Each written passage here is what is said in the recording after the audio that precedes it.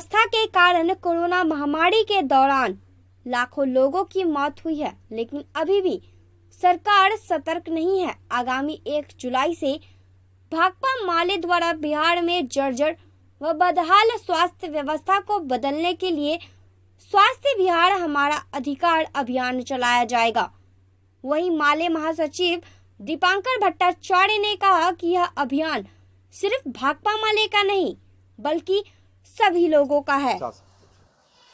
लेकिन आज हमारे देश में स्थिति क्या है कि स्वास्थ्य को लेके, शिक्षा को लेके कारोबार चल रहा है, कोई सरकारी व्यवस्था काम नहीं करती।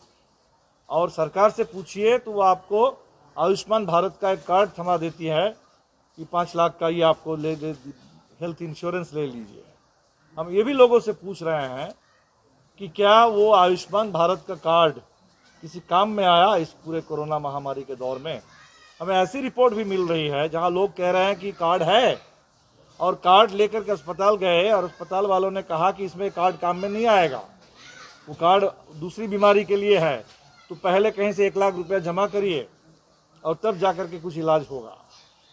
तो ये जो धोखा है, आप जो लोग व्यवस्था की मांग कर रहे हैं, स्वास्थ्य व्यवस्था, आप बीमा की बात कर रहे हैं, बीमा कार्ड, और वो कार्ड भी कोई काम नहीं करता, तो बहुत धोखा है।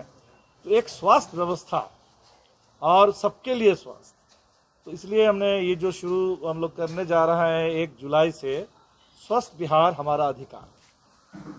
हमें लगता है कि इस अधिकार को हासिल करना, लड़ करके, जिस तरह से लड़ करके लोगों ने अपना वोट डालने का अधिकार हासिल किया, जिस तरह से लड़ करके लोगों ने, बिहार के दलितों ने न्यूनतम सम्मान हासिल किया, जिस तरह से लड़ करके कहीं हमने ज़मीन हासिल की, बिल्कुल उसी तरह से लड़ करके आज शिक्षा और स्वास्थ्य का अधिकार और रोज़गार का, सम्मानजनक रोज़गार का अधिकार हमें हासिल करना है।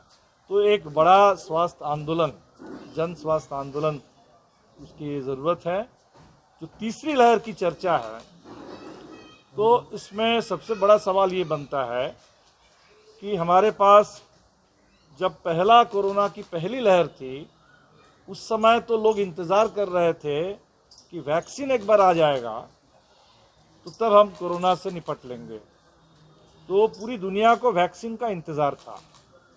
और अब हम देख रहे हैं कि दुनिया में बहुत सारे देशों ने, उन्होंने समय रहते वैक्सीन का इंतज़ाम कर, से कम मौत का सही आंकड़ा तो लोगों को बता दें।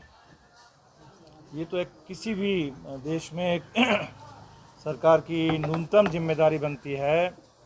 ठीक है, आवाज़ तो निकल जा रही है, अब कोरोना काल की फ़ोटो तो ऐसी ही होगी ना, तो वो नहीं है।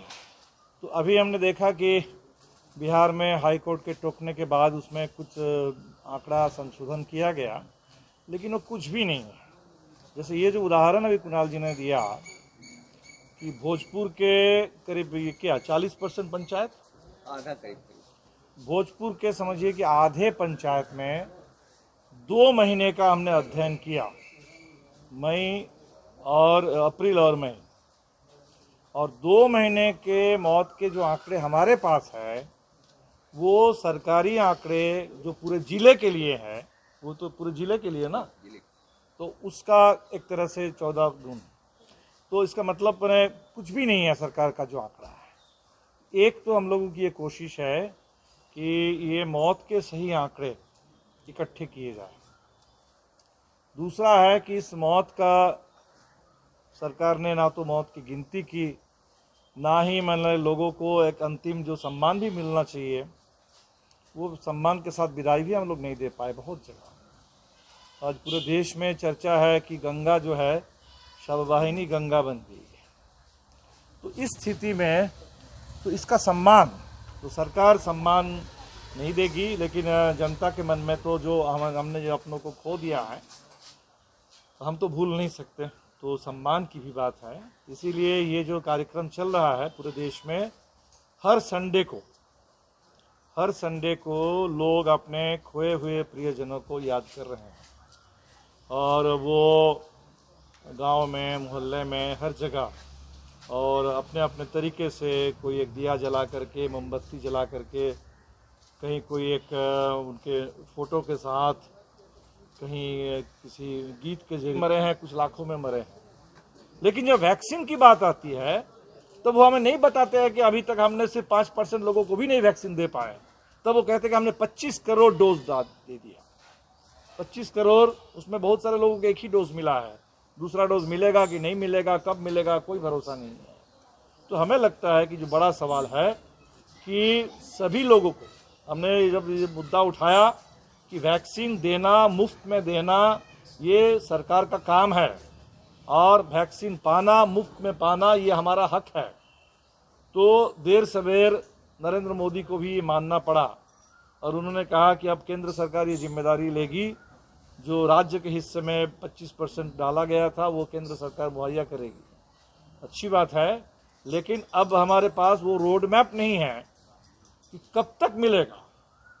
बिहार के आम लोगों को, ज़्यादा से ज़्यादा लोगों को कब तक वैक्सीन मिलेगा। अगर ये जो नीतीश कुमार जी की रफ्तार है और वो जो हिसाब बता रहे हैं हमें, उसमें तो 2 साल लग जाएंगे बिहार को वैक्सीनेट करने में, और वो 2 साल में कितनी लहरें आ जाएंगी। तो हमें लगता है कि हमने दूसरी लहर से सीख करके हम लोगों को बिल्कुल ये तय कर लेना है कि जल्द से जल्द अगले 3 महीने के अंदर पूरे बिहार में कंप्लीट वैक्सीनेशन की गारंटी करो।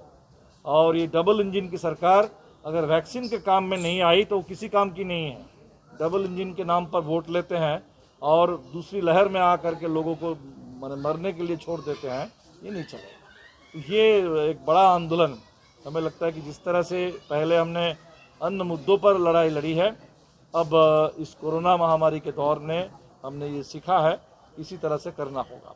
और इस दौर में हमारे नौजवान साथियों ने Bhagat Singh brigade Covid volunteers के नाम से पुरजोर कोशिश की। जहां सरकार नहीं थी, सरकारी व्यवस्था काम नहीं कर पा रही थी, वहां फिर भी जनता को अस्पताल तक पहुंचाना, उनके पास भोजन पहुंचाना। तो हमारी ये कोशिश रही है कि संकट में जो जनता घिरी हुई है उनकी मदद करने की। और हम बिहार के नौजवानों से अपील करेंगे कि ये जो तीसरी लहर की चर्चा, सरकार तो लहर की चर्चा कर देती है, लोगों को डरा करके छोड़ देती है, लेकिन लोगों के लिए जो ज़रूरत है उसका इंतज़ाम नहीं करती। तो आज नौजवानों को आगे आना होगा और हर जगह हम अभी से तैयारी करें। Bhagat Singh Covid volunteers brigade, तो भगत